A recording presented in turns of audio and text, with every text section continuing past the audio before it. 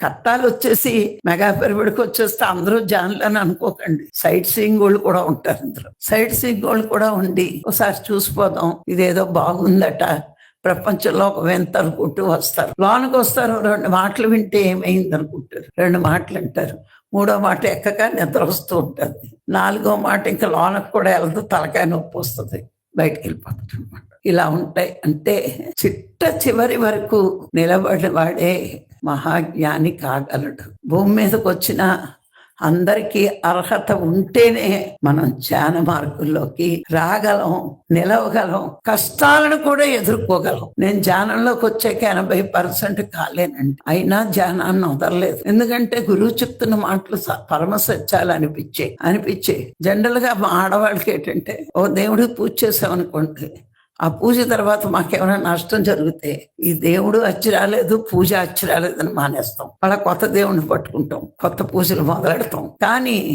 ఒక జ్ఞాని, ఒక గురువుగా మన జీవితంలోకి వచ్చినప్పుడు మనకి మనసు కత్తుకోవడం కాదండి, ఆత్మ దగ్గరికి తీసుకువెళ్తాయి ఆ మాటలు. సత్యాలే నీకు స్వీకరించే శక్తి ఉంటే నువ్వు ధ్యానంలోంచి ఎప్పుడూ బయటికి రావు.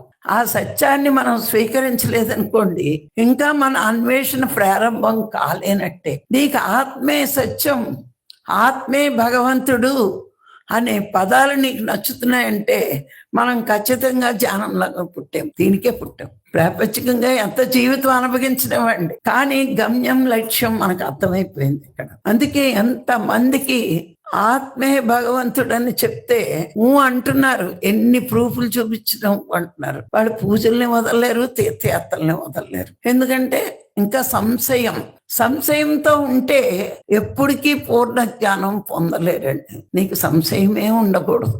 ఆత్మే భగవంతుడు, ఇందులో మనకు డౌట్ లేనప్పుడే మనలో పురోగమనం ఉంటుంది. నీకే మాత్రం డౌట్ ఉన్నా అక్కడ పురోగమనం ఆగిపోతాం మనం. అందుకే ఎప్పుడు కూడా గురువు రాగానే చెప్పిన వాక్యాల్ని మనం స్వీకరించగలిగితేనే సత్యంలో ముందుకి, ఈ నేర్చుకోవడంలో ముందుకి అడుగులు వేయగలం.